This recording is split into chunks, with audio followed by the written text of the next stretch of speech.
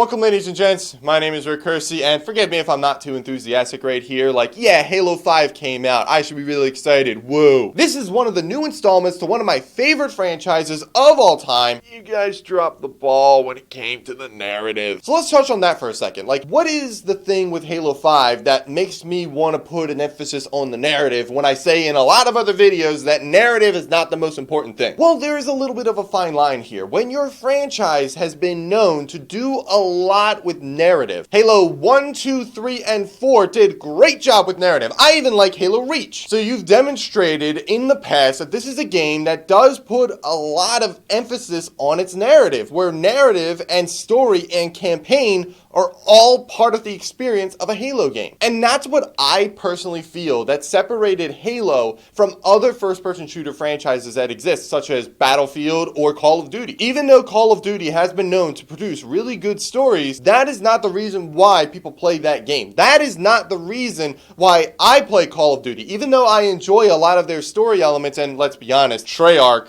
they do a lot of really good work when it comes to story. But Halo has always been known to put some sort of narrative element that is great. I love Halo 4's story. I think that's one of the best stories in the entire franchise, because it put more personality, more character into Master Chief, the iconic hero of the Halo franchise. And it built upon the relationship between him and his AI companion Cortana. There was character development, there was plot movement, comprehensive plot movement. You know what this game has? None of that. Is Halo 5 Guardians a bad game? No. And the reason why is because its gameplay is so kick-ass. And yes, I still stand by the fact that gameplay stands above narrative. The gameplay is the saving grace of this game. It's the shining beacon. It's the thing that it does so well. And that's why this game is good. And I would actually recommend it to people. But the problem exists in Halo 5 with the narrative, with the campaign. Actually, before I get into this, let me just assure you, I'm not going to talk about spoilers, so don't worry about the story getting spoiled for you. I'm just going to talk about a lot of the general issues that I had, rather than a lot of the other later plot points that did actually piss me off, but no spoilers here, so don't worry. But one of the big issues that I had with this game is the marketing. And I don't actually like to look at marketing as a negative for the final product, but I feel like the marketing definitely played into a much better game that we didn't get. This whole Hunt the Truth campaign, Spartan Locke against Master Chief, talking about how Master Chief is a traitor, why he's doing what he's doing, and you're sitting there and you're thinking to yourself, like,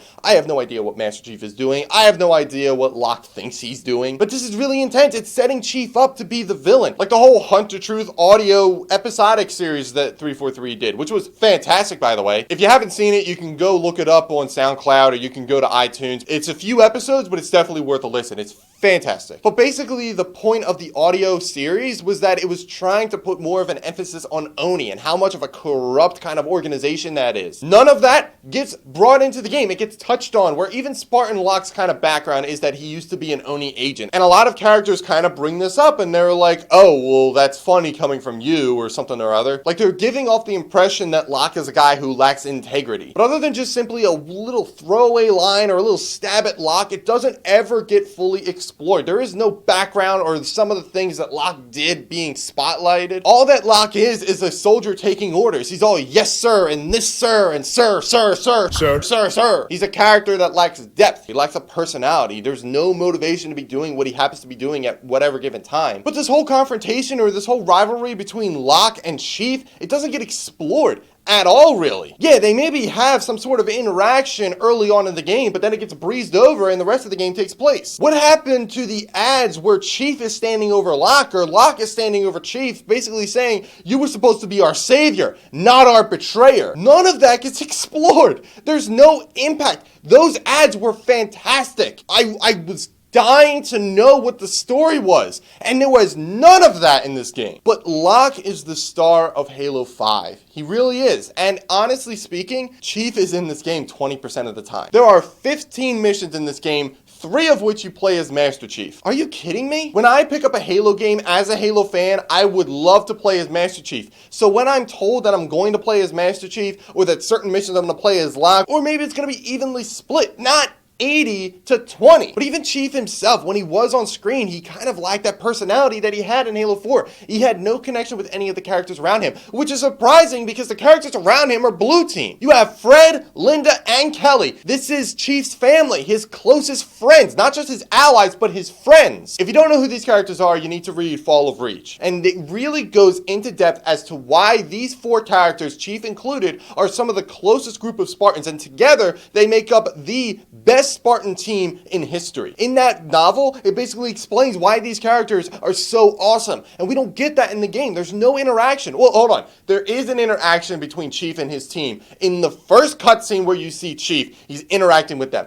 Other than that, maybe a few dialogues in between missions, but these guys, these 3 guys, are just faceless, emotionless robots. That's what they are. None of the awesomeness that is in Fall of Reach is translated into the final game itself. It is not in Halo 5. I was really expecting Chief to have a lot of unique dialogue and a lot of awesome kind of background into Chief's character himself with the interactions with these characters, and kind of giving a little bit of a different perspective as to what they are doing and why they're doing it. There's a new villain, why they're going up against that villain. Chief is so thoroughly wasted and misused in this game, and it's insulting. But then you look at the flip side. Let's look at Fireteam Osiris. We already talked about Locke, but let's talk about the other teammates. Let's talk about Tanaka, let's talk about Buck, let's talk about Vale. These characters do get a little bit of a background. We know Buck from Halo 3 ODST. We already know about his background, and he has some of the really cool lines in this game where he's talking to Locke. Really, the only serious interaction between one character and another happens between Locke and Buck. And those scenes I really like, and it's because of Buck. There were more character moments with Fireteam Osiris than there ever were with Blue Team, which is disappointing because Blue Team has the history. And also Blue Team, once again, I feel like they just blindly follow Master Chief with no reason as to what he's doing or why he's doing it, which kind of adds to the fact that these guys could have had some other great moments. Master Chief wants to do this one thing, and his teammates kind of question him, they kind of keep him in check, but then they understand when he starts talking about it. But instead, Chief wants to do this one thing, and they're like, yeah, sure, that's fine. We'll do whatever you want, regardless of if that makes sense or not.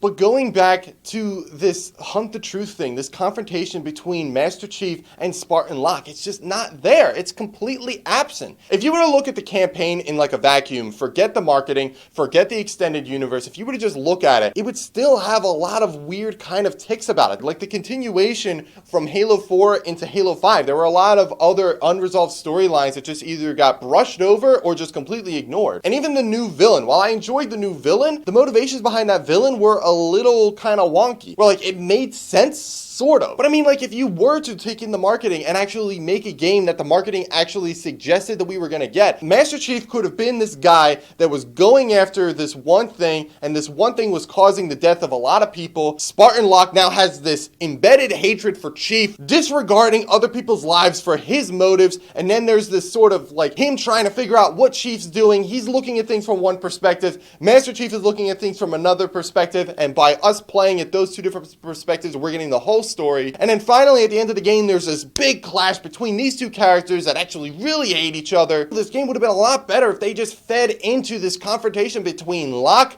and Master Chief, if there were character moments with the other characters. It's not in this game, and that's why Halo 5 Guardians has a terrible story. I said it! It has a terrible story! All that being said, Halo 5 Guardians is still a good game, and the reason why is because the gameplay is the saving grace. This is where Halo starts to shift more toward the Call of Duty or the Battlefield games. It's starting to think that gameplay and gameplay alone takes priority over story, and in a lot of ways it does, but I don't think that we should forget about story. I think that story is what made Halo separate than Call of Duty or separate than Battlefield. It was something unique to itself. We shouldn't have to focus on gameplay because we want to feel more esports or we want to be more competitive. Like, make the game that made people fall in love with it. Give us the passion that we've gotten from Halo 4 or from other Halo games. Now, I'm not saying that 343 Industries is out of touch with its fan base. I think they are addressing a big portion of their fan base that does really enjoy the multiplayer, and they are trying to appeal to the esports and try to appeal to the more competitive side of video games. Halo shouldn't forget about story. It is an integral part to the Halo franchise. There is so much lore, we should embrace that. At the end of the day, Halo 5 Guardians disappointed me. Even though the gameplay was fantastic, the story just kind of dropped the ball. That moment when I started the game and Locke is dropping out of the dropship with his teammates, I had chills. I kind of did this a little bit because I was so excited to play another Halo game game, to be introduced to another Halo story. But it was disappointing. Like I said in the review, it's still a good game. It could even be called a great game. It's just not a good Halo game. But I would still recommend it to a lot of people. Anyway, guys, thank you so much for watching, and I will see you next time.